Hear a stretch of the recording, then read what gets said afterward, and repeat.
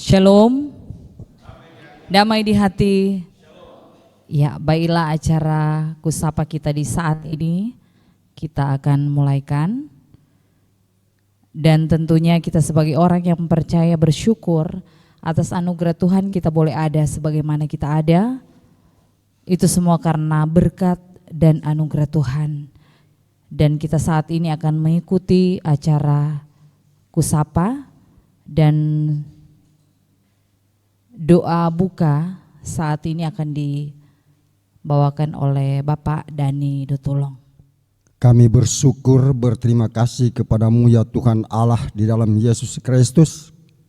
Oleh karena kasih dan sayang Tuhan, kami sebagian jemaat Kolom 25 bersama dengan pelayan khusus berada di gedung gereja ini Tuhan, untuk kami mengadakan ibadah kusapa di malam ini.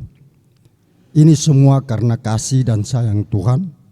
Setelah kami telah menyelesaikan tugas tanggung jawab kami di sepanjang hari, kami boleh lagi terpanggil untuk datang beribadah kepadamu lewat ibadah kusapa di malam hari ini. Bapa di dalam sorga, kalau masih ada lagi jemaat yang akan datang ke tempat ini untuk beribadah, Tuhan Yesus, percepatkanlah langkah mereka supaya mereka boleh tiba dengan keadaan selamat dan mereka boleh beribadah di malam hari ini bersama-sama dengan kami. Bapa di dalam sorga, biarlah ibadah ini boleh jadi di dalam nama Allah Bapa, Anak dan Roh Kudus. Amin. Ya, diucapkan terima kasih pada Bapak Dani yang sudah bawa doa di saat ini. Kita masuk pada pembacaan Alkitab sekaligus dengan doa dari Bapak Penatua Gamal Al-Nasir. Baiklah, pembacaan di saat ini Yeskel 33 ayat yang pertama sampai ke-20 dengan judul Tugas Yeskel sebagai penjaga. Lalu datanglah firman Tuhan kepadaku, hai anak manusia, berbicaralah kepada teman-temanmu sebangsa dan katakanlah kepada mereka, kalau aku mendatangkan pedang atas sesuatu negeri dan bangsa negeri itu mengambil seorang dari antara mereka dan menetapkan dia menjadi penjaganya. Dan penjaga ini melihat pedang itu datang atas negerinya, lalu meniup sangkakala untuk memperingatkan bangsanya. Kalau ada seorang yang memang mendengar suara sangkakala itu, tetapi ia tidak mau diperingatkan, sehingga sesudah pedang itu datang ia dihabiskan, darahnya tertimpa kepadanya sendiri. Ia mendengar suara sangkakala, tetapi ia tidak mau diperingatkan, darahnya tertimpa kepadanya sendiri. Kalau ia mau diperingatkan, ia menyelamatkan nyawanya. Sebaliknya penjaga yang melihat pedang itu datang, tetapi tidak meniup sangkakala, dan bangsanya tidak mendapat peringatan, sehingga sesudah pedang itu datang, seseorang dari antara mereka dihabiskan. Orang itu dihabiskan dalam kesalahannya, tetapi aku akan menuntut pertanggung jawab atas nyawanya dari penjaga itu. Dan engkau anak manusia, aku menetapkan engkau menjadi penjaga bagi kaum Israel. Bila mana engkau mendengar suatu firman daripadaku, peringatkanlah mereka demi namaku.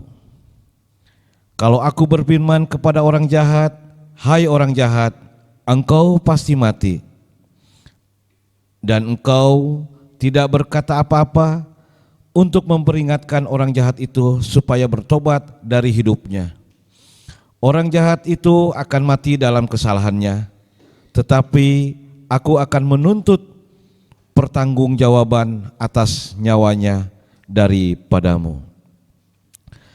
Tetapi jikalau engkau memperingatkan orang jahat itu supaya ia bertobat dari hidupnya, tetapi ia tidak mau bertobat, ia akan mati dalam kesalahannya, tetapi engkau telah menyelamatkan nyawamu.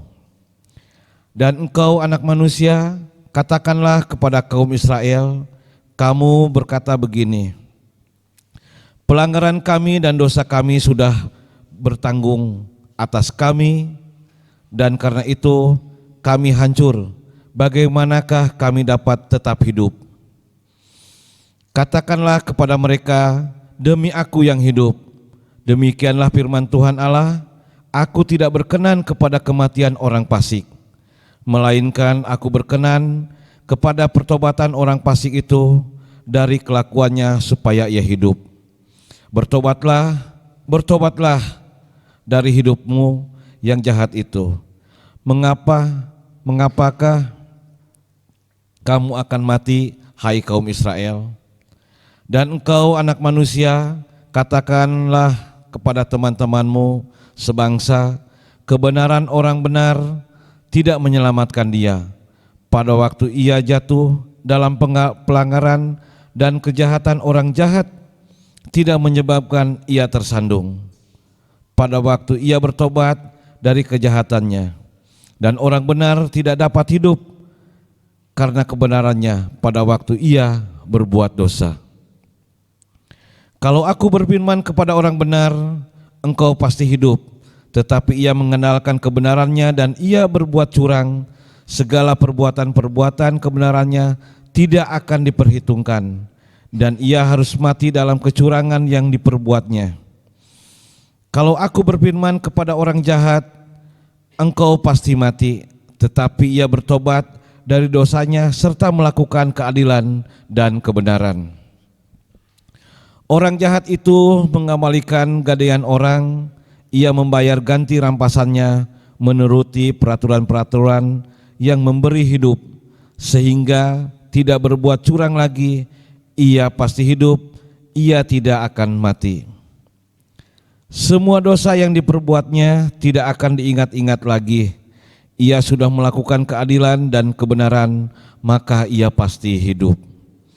Tetapi teman-temanmu sebangsa berkata, tindakan Tuhan tidak tepat, padahal tindakan mereka yang tidak tepat. Jikalau orang benar berbalik dari kebenarannya dan melakukan kecurangan, ia harus mati karena itu. Sebaliknya, kalau orang fasik berbuat dari kefasikannya dan ia melakukan keadilan dan kebenaran, ia pasti hidup karena itu. Tetapi kamu berkata, tindakan Tuhan tidak tepat. Aku akan menghakimi kamu masing-masing menurut kelakuannya, hai kaum Israel. Kita datang pada puji-pujian Jemaat kolom 25.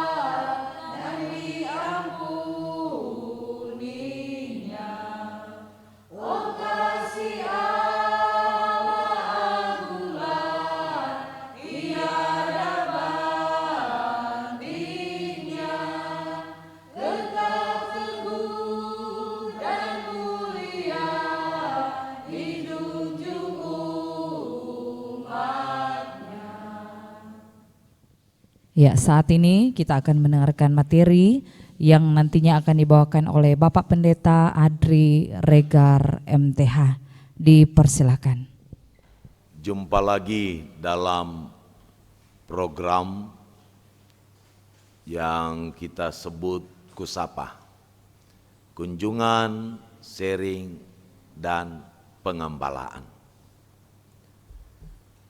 Kita akan membahas dalam Yeskel pasal 33 ayat 1 sampai 20 yang Gereja Masih Injili Minahasa memberikan tema orang bertobat dengan melakukan keadilan dan kebenaran pasti hidup. Mengapa tema ini diangkat? Pertama, orang sebagai gereja dan bangsa adalah bagian yang terpenting dari hidup orang percaya. Yang kedua, gereja yang memberi dampak positif sebagai kecintaan kepada bangsa Indonesia dalam kemajuan zaman. Yang ketiga, gereja yang menjaga dan memberikan keteladanan dalam semua aspek keadilan, semua aspek kebenaran berdasarkan kehendak Tuhan. Sekarang tujuan daripada tema. Yang pertama, mengarahkan keadilan dan kebenaran pada kehendak Tuhan. Mengapa harus berdasarkan kehendak Tuhan? Karena pada kenyataannya keadilan dan kebenaran sekarang sering diperhadapkan pada kehendak diri sendiri, tapi juga untuk mendapatkan keuntungan. Yang berikut yaitu mendasarkan perilaku kebenaran dan keadilan berdasarkan perintah Tuhan. Mengapa harus berdasarkan perintah Tuhan atau firman Tuhan? Tentu memiliki makna yang lain untuk kita, yaitu kadangkala perintah ataupun keadilan dan kebenaran sering terjadi menurut ilmu pengetahuan kita. Misalnya adil menurut ekonomi akan sangat berbeda dengan adil dari perintah Tuhan. Mengapa saya katakan demikian? Karena dari segi ekonomi prinsipnya berbeda. Dengan pengeluaran sekecil-kecilnya akan mendapatkan hasil yang sebesar-besarnya. Kan? Itu contoh. Kemudian yang ketiga, tujuannya adalah mengkokohkan iman atau mengkokohkan keimanan dalam hubungan sesama manusia, tapi juga dalam hubungan kita dengan alam ciptaan Tuhan. Yang keempat, bahwa menguatkan kinerja orang percaya dalam dunia ciptaan Tuhan. Mari kita masuk dalam pembahasan tema. Orang bertobat dipahami bahwa mereka mengerti bahwa tindakan yang dilakukan sudah melenceng dari tujuan. Jadi sudah tidak kena sasaran. Misalnya kita ada dalam tugas pekerjaan kita, apa saja profesi kita. Saya memberikan gambaran, misalnya sebagai buruh tukang. Tujuan dari buruh tukang apa? Membantu tukang, kan? Dia malas, pencapaian tidak dapat terpenuhi, sehingga melenceng dari rencana yang ada. Melenceng. Kemudian salah mencampur semen dan pasir. Rencananya campuran sekian, di bahasa lain dia melakukan campuran banyak. Itu contoh. Kemudian selain tujuan, mengubah hidupnya untuk sesuai dengan tujuan. Itu perlu perbaikan, kembali kepada kehendak firman atau aturan dalam pencampuran semen, kah? Untuk digunakan dalam pembangunan kembali. Dan itu yang disebut bahwa mereka dalam bahasa asli bilang rasak, jahat, bersalah, berdosa, dan sudah tidak takut Tuhan lagi. Tujuan yang dimaksud adalah kehendak Tuhan dilaksanakan supaya ia hidup. Dalam bahasa Sangir bilang hayah atau Ibrani, bahwa ada atau hidup, tetap hidup bahkan dalam keadaan baik, sehingga menjadi orang benar, sadik. Jadi orang benar bahasa aslinya. Hidup yang dimaksud adalah kepujian hanya kepada Tuhan yang dilihat sebagai sumber selamat, sumber hikmat, dan pengetahuan. Jadi pengetahuan yang Tuhan anugerahkan bisa dalam bentuk talenta-talenta orang, karunia-karunia. Kemudian kebenaran dan keadilan adalah anugerah Tuhan bagi kita untuk dimiliki dan dilaksanakan menurut kehendak Tuhan, bukan menurut torampe ilmu pengetahuan otak. Karena kadangkala ilmu pengetahuan yang kita miliki tidak berkenan kepada Tuhan. Sekarang kita lihat bahwa tentang Yehezkiel ini. Yehezkiel adalah seorang muda yang berasal dari keturunan imam yang dibawa ke Babel bersama dengan sekitar 7.000 orang pandai, ahli, keturunan kerajaan, pemuda-pemuda yang gagah perkasa. Yang menurut para ahli termasuk juga di sana adalah Daniel dan kawan-kawan, Sadrak, Mesak, Abednego termasuk di situ. Tetapi di saat dia tiba di Babel, dia belum bisa untuk menyampaikan karena belum mencapai usia 30 tahun.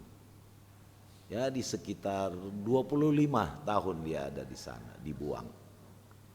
Nanti setelah 30 tahun baru dia melaksanakan tugas untuk melaksanakan tanggung jawab menjaga umat Tuhan. Nah, kehidupan di Babel bukan berarti bahwa mereka tidak memiliki kebebasan. Mereka bebas bertanam dan apa semua, tapi juga bebas untuk beribadah. Kita lihat walaupun dalam pemerintahan di Babel, kalian tahu cerita tentang Daniel toh? Raja mengakui tentang Allah Israel toh. Tetapi karena ada orang lain yang memprovokasi, yang cari muka, tidak suka pada Daniel, begitu juga DP gambaran. Jadi orang lapor seakan-akan memusuhi Allah Israel. Mereka tidak memiliki bait suci, tapi juga mereka memiliki kebebasan, namun tidak ada korban-korban seperti yang dilaksanakan di bait suci di Israel. Karena ini sudah status sebagai orang buangan.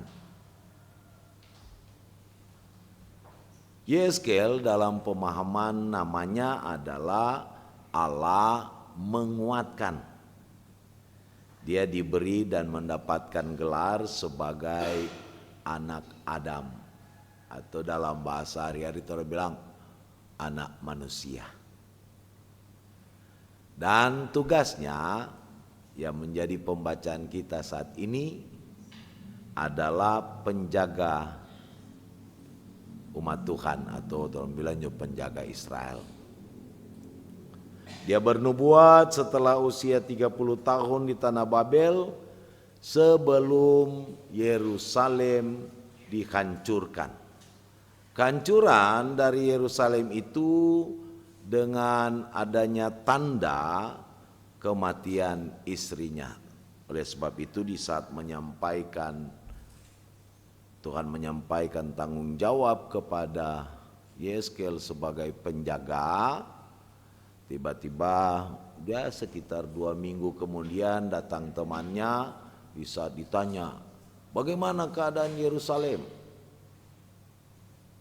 Sudah rata dengan tanah. Kalau dia ingat dia istri meninggal 2 minggu lalu.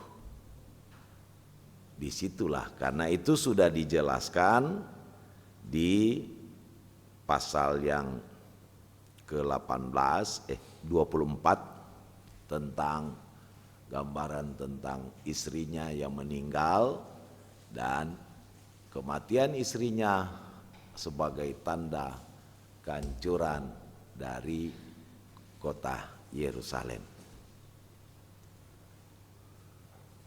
Itu diberitahukan oleh saudara yang dibawa ke Babel, yaitu melalui pembuangan kedua.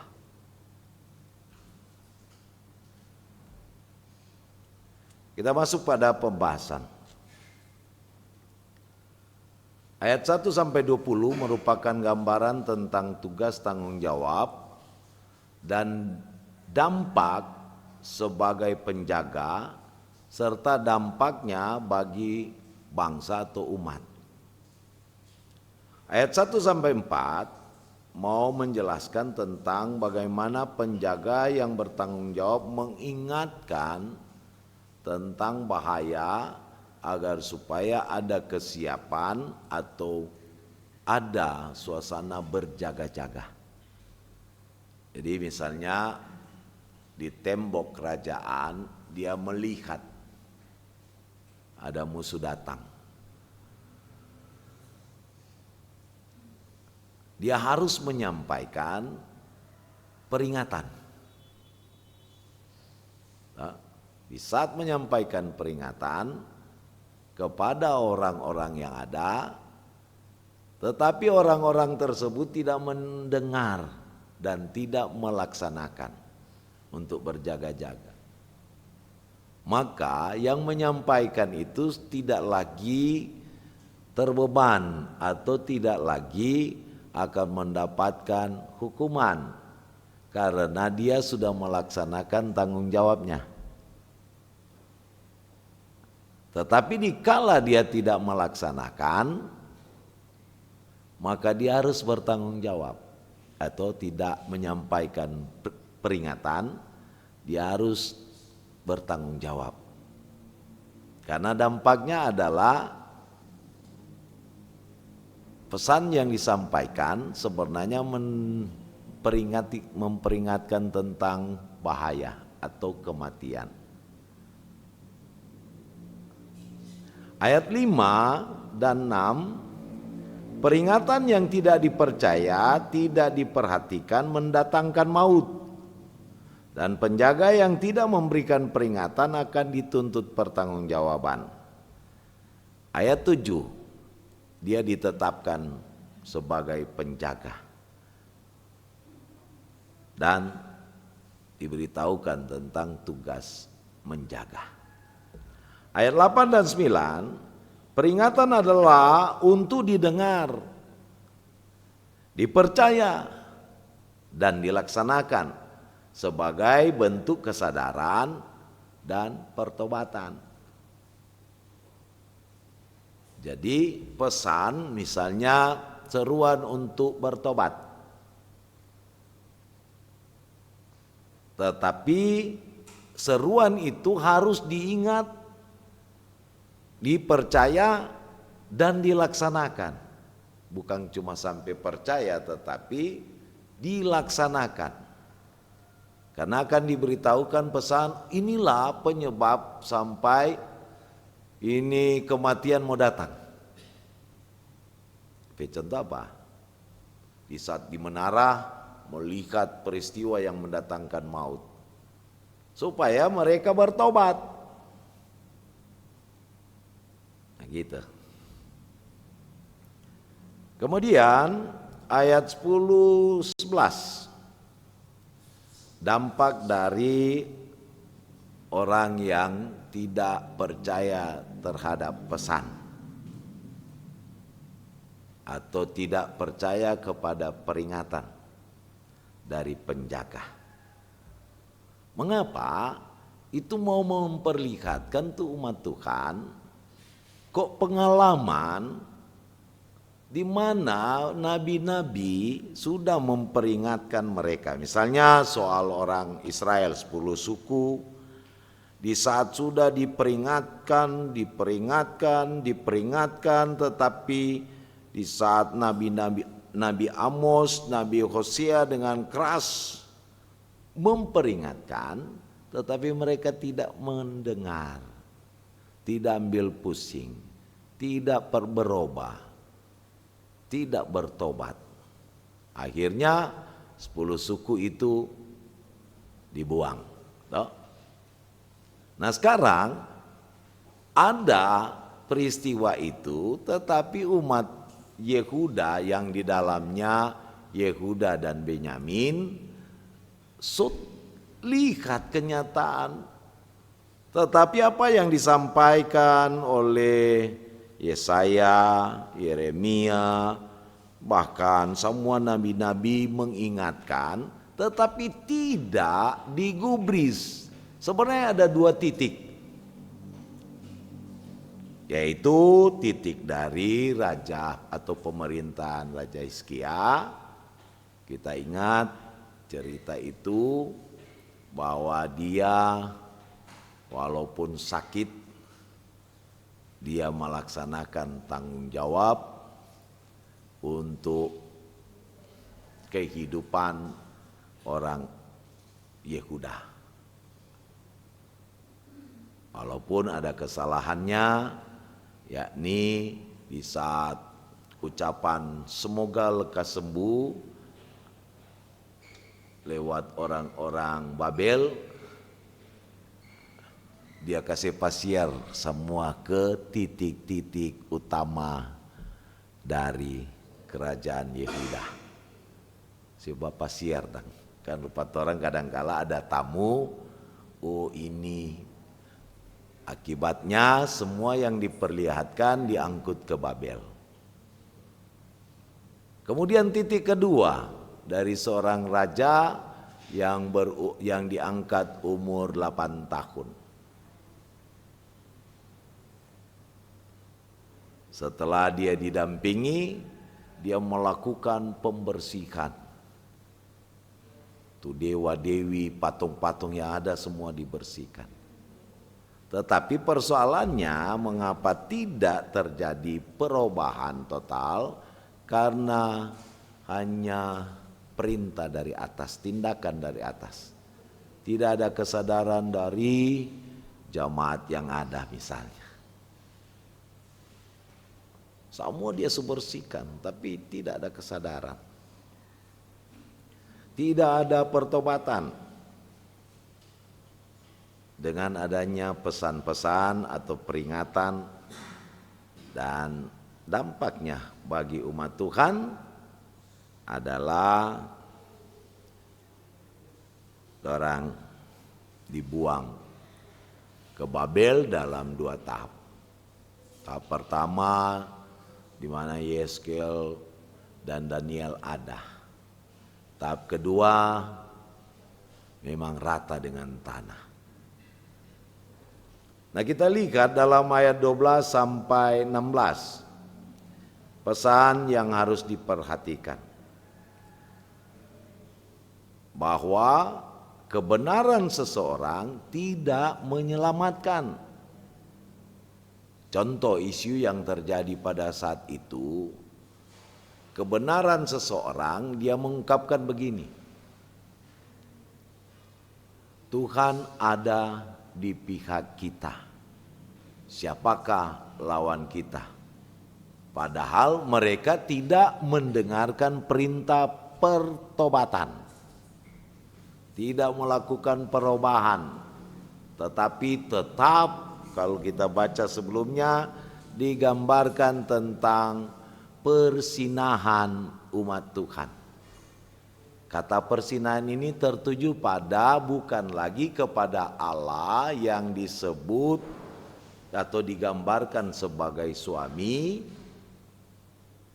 itu peristiwa di Gunung Sinai. Tetapi sebagai suami dianggap mengambil keputusan tidak tepat. Salah tuh Tuhan atau salah tuh suami itu mengambil keputusan.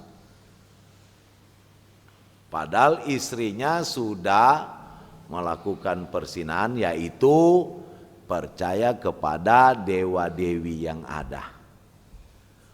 Bukan cuma itu, sudah tidak mengandalkan kekuatan, penyertaan, pertolongan dari Tuhan, tetapi orang cari minta bantuan kepada siapa? Mesir. Itu memang penyelewengan total. Allah ada di pihak mereka, kenapa kok mau takut? Tapi tidak dilakukan. Walaupun ada 2 titik tadi, yaitu masa pemerintahan Hizkia, tapi juga masa pemerintahan Yosia. Itu 8 tahun baru. Dan ini persoalan. Kemudian orang yang memiliki konsep kebenaran dirinya di saat menyampaikan kepada orang lain terpengaruh oleh kebenaran orang jahat. Tetapi kalau dia sudah bertobat, janjinya adalah hidup, maka akan menikmati penyertaan dan bimbingan Tuhan. Di saat dipengaruhi oleh orang lain, ia takkan jatuh. Ia tidak tersandung karena dia bertobat meyakini pesan-pesan itu. Jadi berubah. Kemudian ditegaskan kembali, penjaga yang menyampaikan pesan dia juga akan menikmati hidup. Jika tidak, dia harus bertanggung jawab tentang apa yang dialami oleh orang yang tidak mengetahui pesan atau tidak mendengarkan perintah Tuhan, tidak mengikuti firman Tuhan yang disampaikan. Selanjutnya, orang yang mengandalkan kebenaran manusia tentunya sasarannya adalah untuk menyesatkan. Jadi menyesatkan orang lain.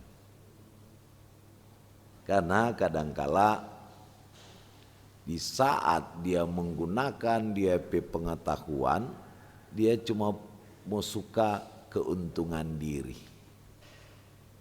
untuk aman diri sendiri, untuk zona amannya. Kemudian yang berikut sebagai catatan untuk ayat 14 dan 15. Bahwa orang jahat yang mendengar dan melakukan peringatan penjaga pasti hidup.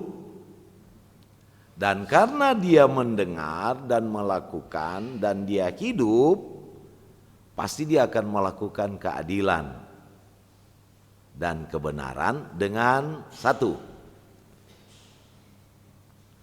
mengembalikan orang pe barang yang digadaikan.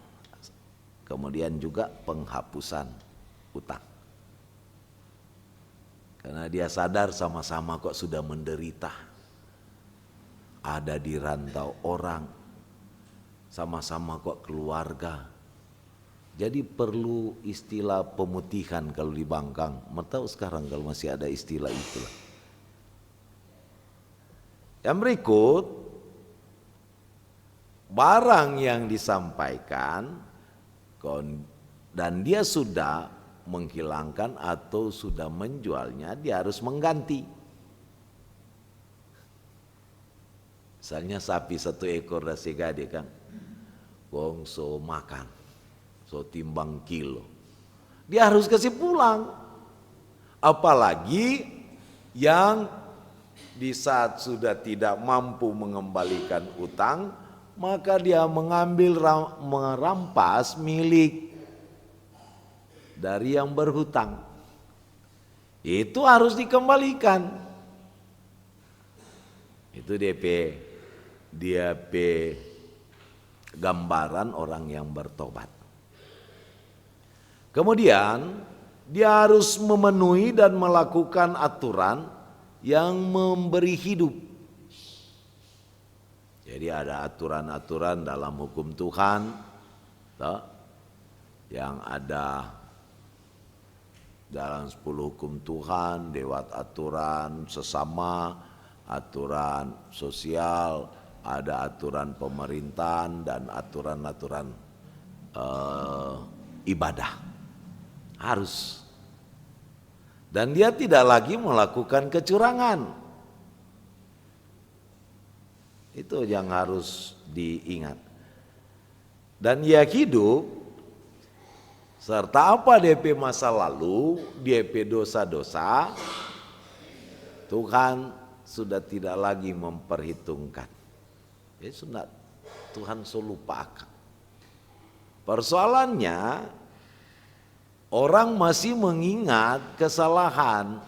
Dan kesalahan-kesalahan karena sudah dilakukan, terus menerus dilakukan, maka akan memberikan tuduhan. Tuhan pe keputusannya tidak tepat. Gitu. Kita lihat ayat 17 sampai 20. Dilihat bahwa mereka menilai Tuhan yang dianggap tidak adil. So siksa masih bikin siksa. Padahal bukan soal itu. So siksa mau bikin siksa. Mereka menilai bahwa tindakan Tuhan itu tidak tepat, padahal mereka lah yang bertindak tidak tepat. Tindakan dilihat, ini Tuhan dah bikin tidak adil. Tetapi itulah keadilan Tuhan. Dan orang yang mendengar, orang fasik, orang berdosa yang mendengar, sadar dan bertobat, dianugerahi hidup. Itu yang dong bilang, oh dia kok panjahat dulu, parampas, ambil gadaian tinggi DP segala sesuatu, so tiba dia harus dikembalikan tuh semua yang menggadaikan atau yang meminjam. Karena kita ingat ada tahun Yubel toh. Tiap tahun ke-50 semua utang piutang harus lunas semua. Artinya kalau sudah tidak mampu dikembalikan Pak pemilik. Ada istilah pemutihan. Kemudian dorang melihat bahwa ada orang yang kelihatan baik. Kelihatan memang baik. Tetapi pada satu sisi kebaikannya adalah sesuatu yang untuk kepentingan diri. Cuma untuk DP nama baik, untuk DP kebanggaan, untuk dia memperkaya diri, dan seterusnya dalam hal ini.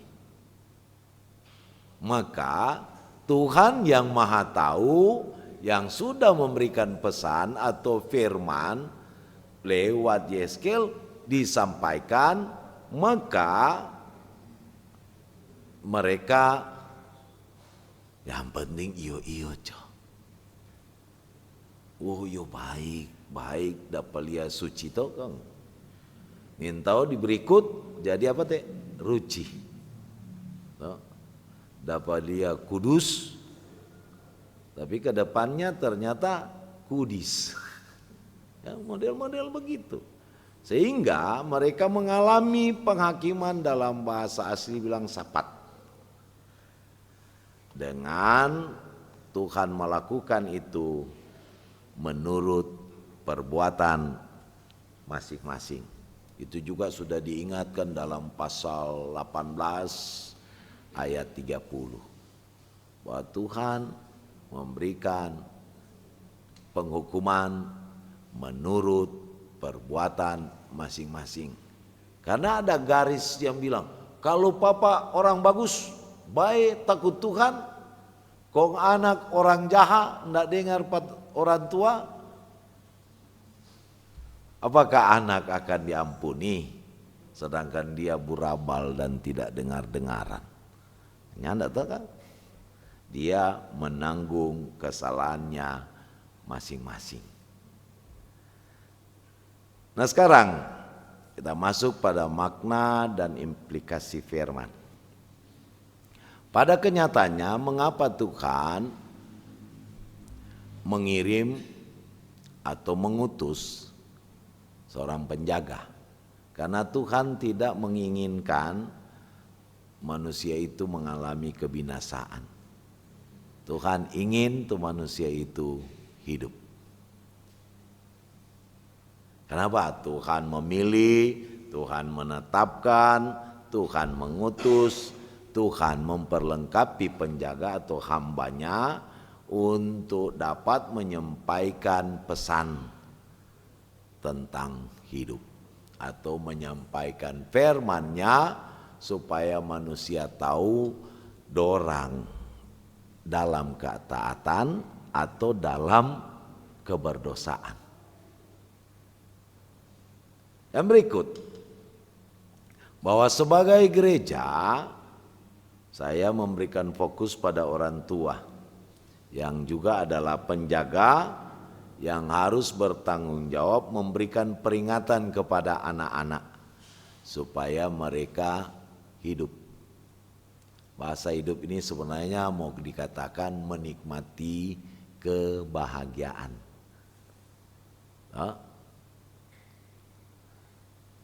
Kitab Amsal bilang, didiklah anakmu supaya orang tua dapat menikmati sukacita dan ketentraman.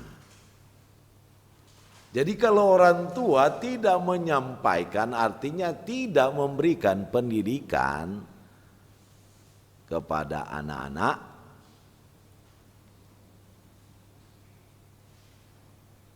maka orang tua akan bertanggung jawab atas apa yang akan terjadi kepada anaknya.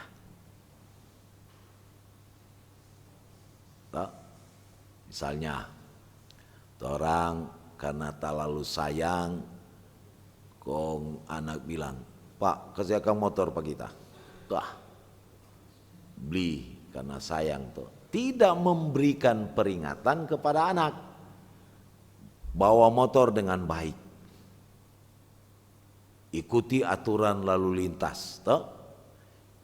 supaya motor ini jadi baik, tahu kapan ganti oli, tahu kapan mengganti onderdil-onderdil yang lain.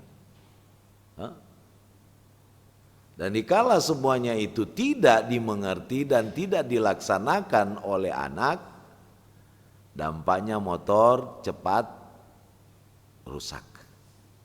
Nah sekarang anak yang tidak melakukan aturan-aturan berlalu lintas, dampaknya apa?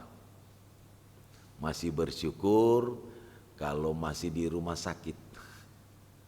Malah kalau langsung untuk siap dalam tempat pemakaman, jadi apa?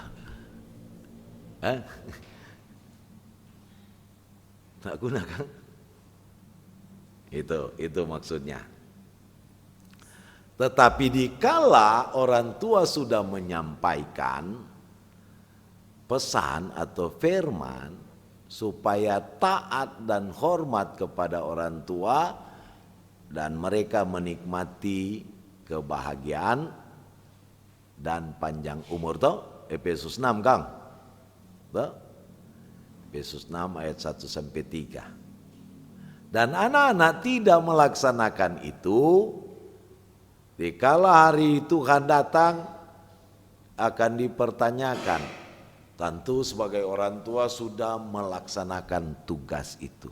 Dan bukan cuma yang penting sudah, tetapi bertanggung jawab terus-menerus untuk memberikan peringatan. Tuhan bilang, oh ya sudah. Karena sama, Tuhan tidak menginginkan anak itu untuk mengalami yang tidak hidup. Maka anak itu yang nantinya bertanggung jawab menurut perbuatannya. Tetapi di satu sisi, di saat anak yang terang anggap sebagai anak yang berabal, di saat diingat-ingatkan, dia mendengar, menyadari, dan dia apa yang dia dengar, dia lakukan, maka dia menikmati hidup. Orang tua juga sebagai penjaga akan hidup. Kan sama-sama senang kan? Oleh sebab itu, anak-anak menghargai, melaksanakan perintah Tuhan melalui orang tua. Dia menikmati hidup. Orang tua juga mendapatkan peringatan dari Tuhan untuk disampaikan. Jangan cuma sekali menyampaikan. Dalam bahasa perjanjian baru, sampai berapa kali orang mau sampaikan? 70 kali 7 kali 70 kali.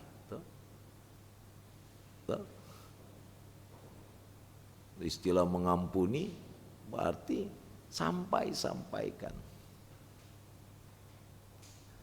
Nah, tiba pada gereja dengan torampe istilah pelayan khusus toh, sebagai penjaga. Mereka menyampaikan pesan kepada anggota jemaat, misalnya di kolom, untuk didengarkan. Bukan cuma sampai dengar, tetapi melaksanakan pesan itu, yaitu pesan menurut kehendak Tuhan atau melalui firman Tuhan. Kenapa? Mereka bertanggung jawab tentang anggota jemaatnya kehidupan. Karena mereka juga tidak menginginkan anggota jemaatnya untuk mati atau mendapatkan penghukuman. Sehingga pesan disampaikan supaya mereka berubah dan bertobat. Berubahnya karena firman. Gitu. Dan pelayan khusus yang bertugas untuk menjaga anggota jemaat juga mereka boleh menikmati hidup. DP contoh kan, kalau pesan disampaikan, tidak ada lagi itu keluarga suami istri piara binatang di rumah, tuh, yang tidak ada anjing dengan babi di rumah, kaki sudah pendengar babi ngana, anjing ngana, padahal. Contoh, toh, sudah tidak ada lagi suami istri latihan kungfu, toh maksudnya apa? Kekerasan dalam rumah tangga, toh sudah tidak ada lagi orang tinggal di bumi perlakuan bahasa simbol bilang udah hidup rupa jadi UFO, toh semua piring terbang, pokok apa tuh ada semua terbang, hancur semua, toh seolah ada beli dengan segala rencana, gara-gara bukan hidup sebagai manusia, mungkin hidup sebagai orang planet mana, semua terbang-terbanggang. Itu supaya juga dorang boleh menikmati hidup, dan lewat hidup itu boleh nampak dalam bersekutu.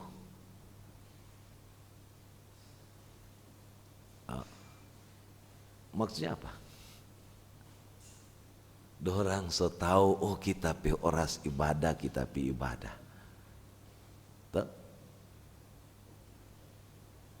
Tahu tanggung jawab bersekutu. Lewat begitu ada yang merasa sakit, semua rasa sakit. Itu tuh bersekutu. Baku tahu semua.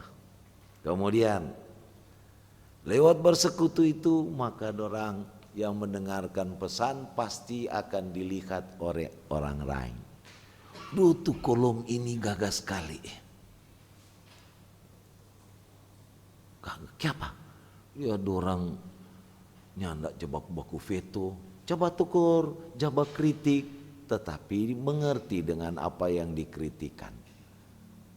Jangan cuma tahu kritik, toh Marnya tidak pernah backing apa yang dia kritik. Ada kan tuh bilang begitu, tak? Kan ada tuh manusia yang demikian. Dia cuma suka, udah begini, dia sendiri tidak backing. Misalnya, malas masuk gereja gini, dia sendiri tidak pernah masuk gereja. Mar kalau buat kritik, masuk gereja kataku, ontak model begitu tidak ada berubah. Sedangkan orang yang masih masuk gereja atau bersekutu atau pi ibadah kadangkala belum langsung berubah, apalagi angko atau you yang tidak pernah dapat lihat still mau kritik. Kadangkala begitu tuh. Kemudian habis dia bersekutu, dia orang lihat, sumber saksi ini menggagah, harus diwujud nyatakan dalam melayani. Biar sobat aman-aman, ada orang menderita di sebelah, orang anggap dia salah kok sendiri. Tapi harus dilihat sebagai kesalahan bersama karena tidak saling memberikan peringatan. Harus sampaikan. Kemudian pelayan khusus hendaklah menjadi teladan dan bertanggung jawab atas kehidupan jemaat dalam melaksanakan amanat Tuhan untuk melakukan kebenaran dan keadilan di semua aspek tugas. Akan juga tanggung jawab yang diberikan, tetapi juga soal profesi. Orang boleh baku tegur, tidak bagus begini. Di dunia kerja, rajin. Ada kan tuh begitu tuh. Misalnya, bahaya ngana so malas makan tulang dan seterusnya.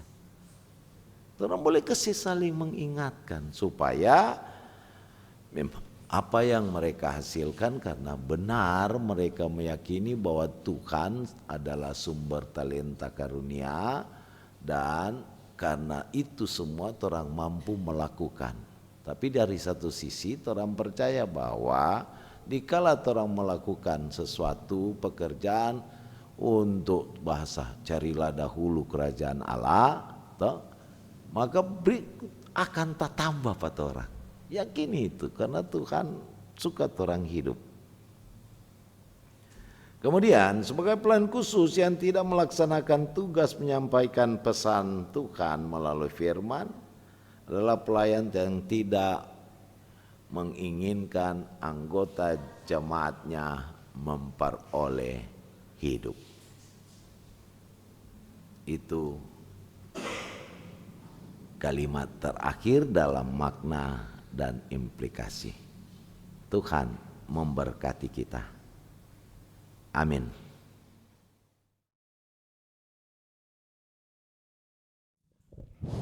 Makasih Pak Pendeta. Saya ingin bertanya di dalam pembacaan kita dalam Yehezkiel. Yehezkiel kita tahu adalah ditugaskan Tuhan Allah untuk menjadi penjaga bangsa Israel. Dan saya di sini mau bertanya,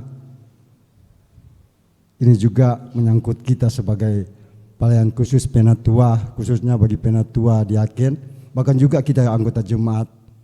Apa yang sudah disampaikan oleh Bapak Pendeta tadi sebagai orang tua. Tentunya kita sebagai orang tua terus dan terus menyampaikan kebaikan kepada anak-anak. Namun seringkali Pak Pendeta, teguran-teguran daripada orang tua seringkali anak-anak itu melalaikan. Memang ini satu tugas tanggung jawab sebagai orang tua, sehingga anak itu bisa mendengar, dan kalau anak itu mendengar tentunya itu orang tua juga senang. Sebab banyak di luar sana, Bapak Pendeta bilang tadi, kalau mau sayang anak mesti sayang yang benar. Ada kalanya orang kita lihat orang tua lain mau sayang anak so belakang motor. Kalau oto masih ada sedikit aman, tetapi kalau motor sama dengan orang bilang sama ada kasih krans, kan begitu. Ada kasih krans tuh anak, karena kita tahu bahwa ini darah-darah muda ini, dorang panas-panas dompet darah, anak-anak muda kan begitu. Nah, ini jadi beban bagi orang tua. Seandainya Pak Pendeta, kalau anak ini tidak mendengar lalu ada kejadian, orang tua sudah sampaikan, tentunya itu tanggung jawab juga orang tua. Dan saya ingin bertanya, kalau terjadi apa-apa, itu tanggung jawab siapa Pak Pendeta? Terima kasih. Bertanya, kalau tadi dari Bapak Dani mengenai tentang orang tua.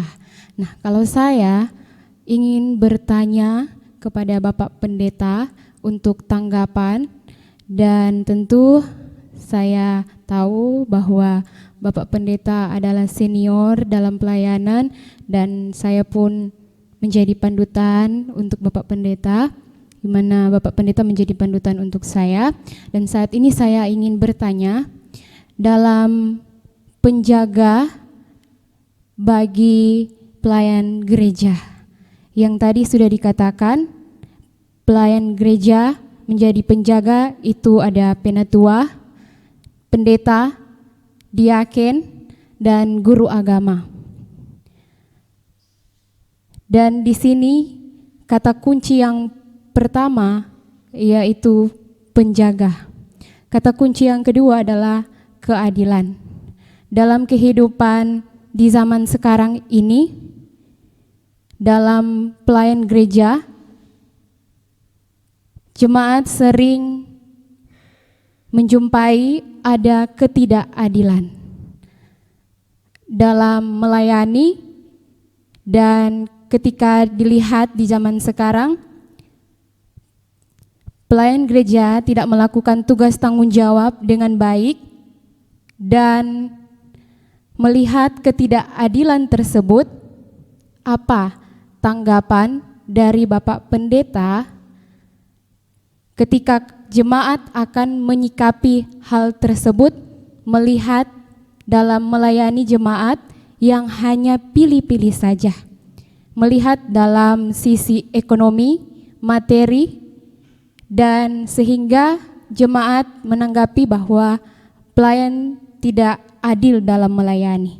Apa tanggapan dari Bapak Pendeta? Terima kasih.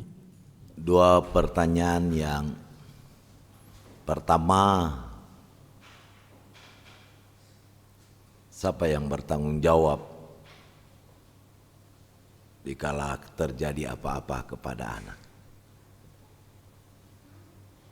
Dikala kita menyampaikan pesan, peringatan,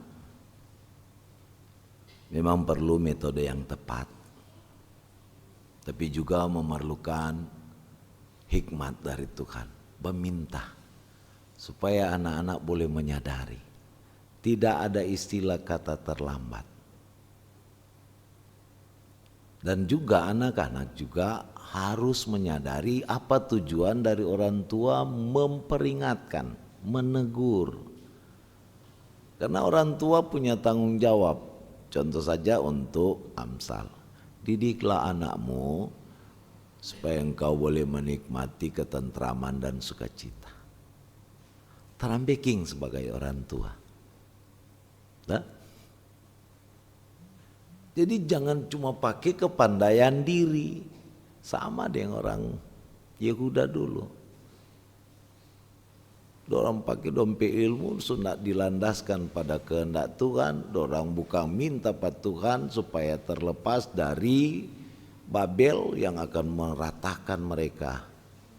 Tapi dong cari pa Mesir. Dong gunakan tu ilmu strategi karena Mesir memang begitu kuat menurut mereka. Tetapi Tuhan cuma suka kok pertobatan. Bertobat, sadar diri bahwa bikin kesalahan. Begitu juga tuh anak. Dan bukan cuma terletak kepada orang tua, tetapi orang tua lain baku tulung kasih ingat. Jangan sama rupa tuh ajaran-ajaran lain serta anak melakukan itu. Saudara pemasak wah. Tuh. Itu kan jadi tuh. Ya dunia kok so beda dengan orang. So sangat berbeda. So lumpe masa. Mereka surat tidak mengingat-ingatkan. Jadi apa? Kong lain dukung. Yuk katut mau nih kok pemasa sekarang. Jadi sih biar begitu. Sama-sama saling memberikan pesan. Marjata mau balik sekarang. Ada anak orang lain, bukan di sini ya. Baku dapat DP cowok, cewek, dong kurung di rumah itu kok baking sesuatu. Kok lari akang le? Mudah-mudahan sini ndak ada kan? Saya biar dorang dua di kamar. Berarti tidak membawa pesan, tapi dia dorang mereka lupa bahwa mereka akan bertanggung jawab. Ada sini bicara soal hukum, ngana sebagai apa JP istilah mucikari berarti kan, atau membiarkan orang lain atau itu mati dalam istilah tetap melakukan dosa. Ya, siapa bertanggung jawab? Kalau anak so habis, orang menyesal. Tetapi ada penghiburan, ya. So kasih ingat. Tuhan tahu orang bicara mendidik. Kemudian soal tanggung jawab sebagai penjaga. Memang tugas kepelayanan itu dalam semua aspek waktu. Jadi semua aspek itu harus dilaksanakan. Walaupun di satu sisi kalau untuk kaum pendeta saya sering kali bertanya, ada sesuatu yang terjadi di jemaat di kolom, tapi kadangkala UPK ndak jase tahu,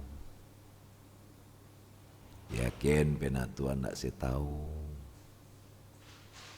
tak?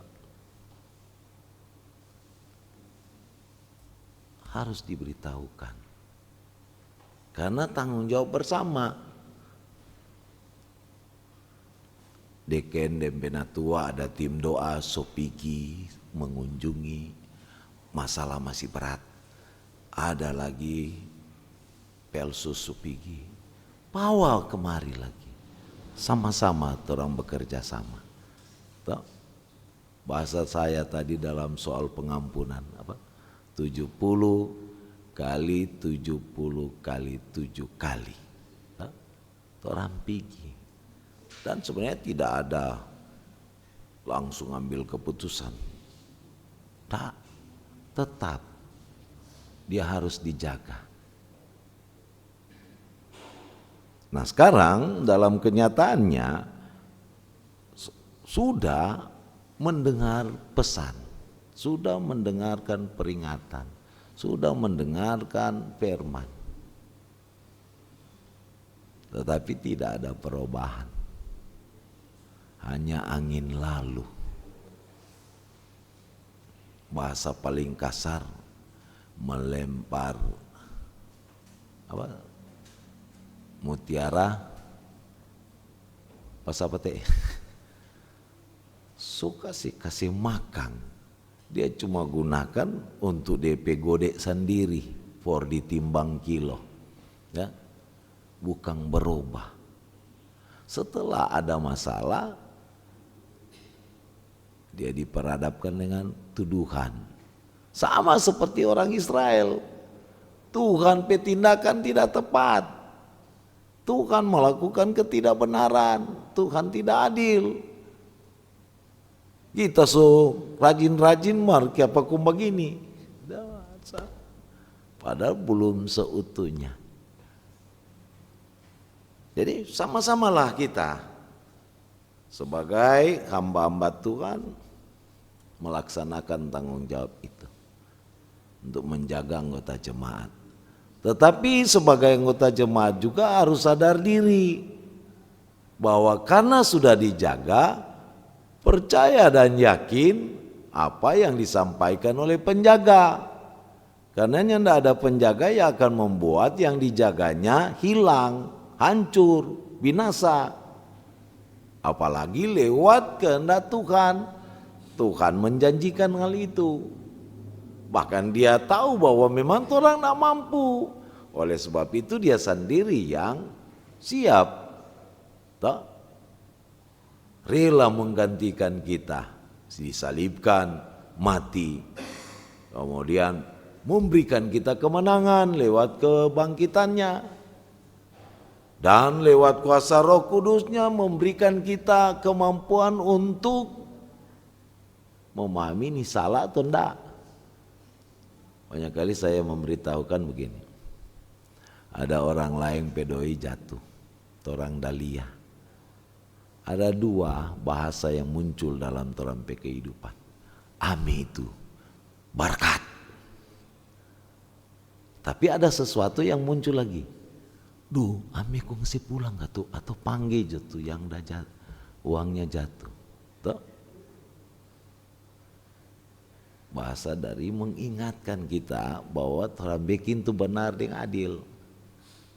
Nah pada saat kemarin di 1:16, oh berkat, coba aja orang yang hilang uang, orang pungguh. Jadi apa ter?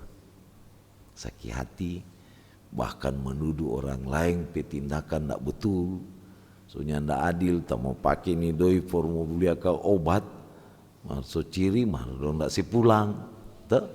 Tidak mengembalikannya. Tapi kalau orang dalam ciri khas sudah bertobat, mendengar, melaksanakan pesan firman itu, pasti tadi diterangkan, dia akan mengembalikan.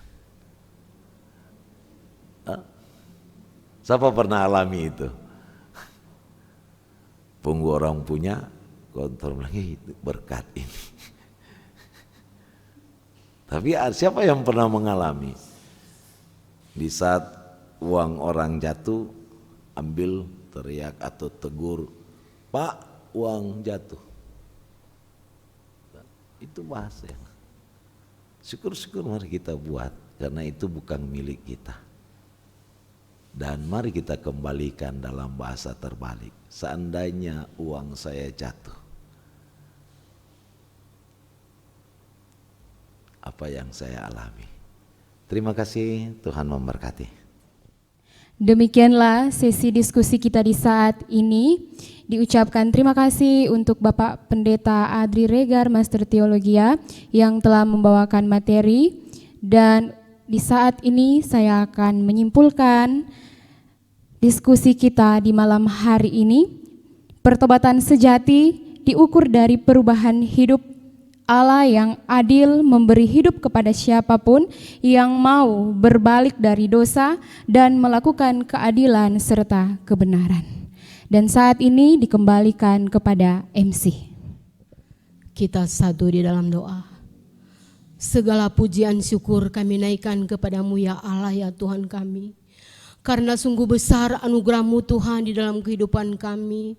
Karena nyata sampai pada malam hari ini Tuhan, penyertaan-Mu yang sungguh luar biasa boleh kami rasakan, bahkan kami boleh nikmati. Kami boleh ada di tempat ini Tuhan, karena kami boleh mengikuti program Kusapa, dan saat ini boleh berjalan dengan begitu baik Tuhan. Kami percaya semuanya ini karena Engkau yang sungguh mengasihi kami. Bahkan di dalamnya Tuhan, kami boleh lagi dibekali dengan materi-materi yang sudah kami dengar secara bersama-sama, yang sudah dibawakan oleh hamba-Mu, Pendeta Adri Regar MTH. Bapa di dalam surga, sebagai manusia Tuhan, kami begitu banyak hal-hal yang ingin kami ketahui tentang isi Alkitab. Oleh sebab itu Tuhan, kami bersyukur pada malam hari ini karena kesempatan yang Engkau berikan kepada kami. Kami boleh lagi mendapat pelajaran. Begitu banyak tugas-tugas yang dipercayakan kepada kami. Kami sebagai hamba-hamba Tuhan, baik pendeta, pelayan khusus, atau guru-guru agama Tuhan. Tugas-tugas yang diberikan kepada kami yaitu untuk menjaga dan melindungi akan anggota jemaat-Mu Tuhan. Berikan selalu kami kemampuan di dalam kami menjaga, melindungi akan jemaat-Mu yang dipercayakan kepada setiap hamba-hamba-Mu ini Bapa. Bahkan juga kami sebagai orang tua yang dipercayakan untuk menjaga, mendidik, mengarahkan anak-anak kami. Seringkali kami tidak mampu Tuhan untuk melaksanakan tugas dan tanggung jawab yang sudah dipercayakan kepada kami. Oleh sebab itu Tuhan, lewat pembekalan kami pada malam hari ini, kami ingin lagi dibaharui, kami ingin lagi semakin hari semakin mengenal apa maksud dan tujuan-Mu lewat setiap firman yang kami baca dan kami dengarkan. Bapa di dalam surga, kami berdoa pada saat ini Tuhan akan Pendeta Adri Regar yang sudah memberikan materi. Kiranya Engkau memberkati akan Bapak Pendeta Tuhan di dalam setiap tugas dan tanggung jawab yang dipercayakan kepadanya. Engkau yang mengutus dia di Jemaat Betania, maka Engkau juga yang akan memampukan dia. Engkau juga yang akan tetap terus memberkati bersama dengan keluarga yang ada. Bahkan juga tadi Tuhan, kesempatan yang indah yang Engkau berikan kepada kami juga sudah memberikan sebagian dari persembahan yang sudah kami kumpulkan secara bersama-sama. Mari Tuhan Engkau memberkati akan persembahan itu, agar supaya itu boleh terpakai hanya untuk hormat dan kemuliaan nama-Mu. Bapa di dalam surga, kami juga berdoa kepada setiap hamba-Mu yang sudah melaksanakan tugas dan tanggung jawab pada saat ini Tuhan, baik yang mengerjakan multimedia, baik pembawa materi, MC, bahkan pembawa pundi-pundi persembahan.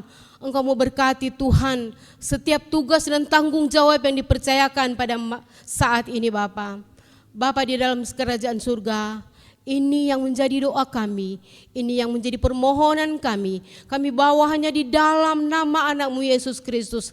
Ia adalah sumber segala kehidupan kami. Di dalam nama Yesus, amin.